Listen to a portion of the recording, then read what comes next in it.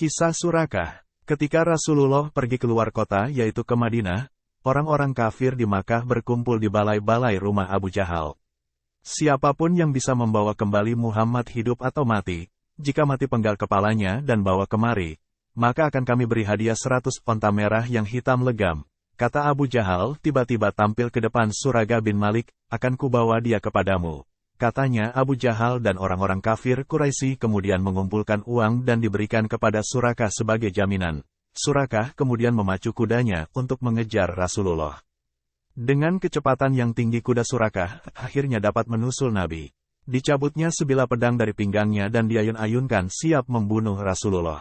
Mendadak bumi yang ada di depan Suraka yang memacu kudanya retak, dan menelan kaki kuda Suraka hingga lutut, sesuai yang diperintahkan Rasulullah. Suraka menjadi terkejut, kudanya meronta-ronta. Namun bumi seakan menjepitnya, semakin kuda itu berontak, bertambah kuat bumi mencengkeram. Wahai Muhammad, aku menyerah, kita berdamai. Kata Suraka memohon Rasulullah kemudian berdoa dan Allah melepaskan Suraka beserta kudanya, Rasulullah kemudian meninggalkannya. Namun begitu terbebas Suraka kembali mengejar Rasulullah dengan menghunus pedangnya. Ternyata dia menipu, berpura-pura menyerah, tetapi kembali kaki kudanya terbenam ke dalam tanah, dan kali ini hingga ke pusar kuda. Kuda itu tak dapat bergerak, hanya kepalanya yang meronta-ronta. Wahai Muhammad, kali ini aku benar-benar menyerah. Aku tak akan melakukannya lagi.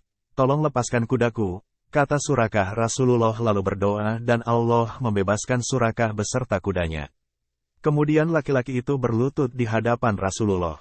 Wahai Nabi, ceritakanlah kepadaku tentang Tuhanmu, yang mampu membuatku begini. Terbuat dari apakah dia? Apakah seperti Tuhanku yang terbuat dari emas dan perak? Katanya Rasulullah menundukkan kepala. Kemudian turunlah malaikat Jibril seraya berkata, katakan, hai Muhammad, Allah Maha Esa, Allah tempat bergantung. Ia tidak beranak dan tidak diperanakan, tak ada yang setara dengannya. Katakan, hai Muhammad, Allah pencipta langit dan bumi. Dia menjadikan dirimu dari jenis kamu sendiri dengan berpasang-pasangan dan jenis binatang pun berpasangan pula, dijadikannya kamu berkembang biak dengan jalan itu, tak ada yang serupa dengannya. Allah Maha mendengar lagi Maha melihat. Tuntunlah saya masuk Islam.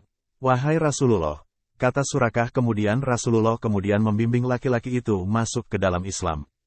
Selanjutnya Rasulullah meneruskan perjalanannya menuju Madinah dan Surakah kembali ke Makkah.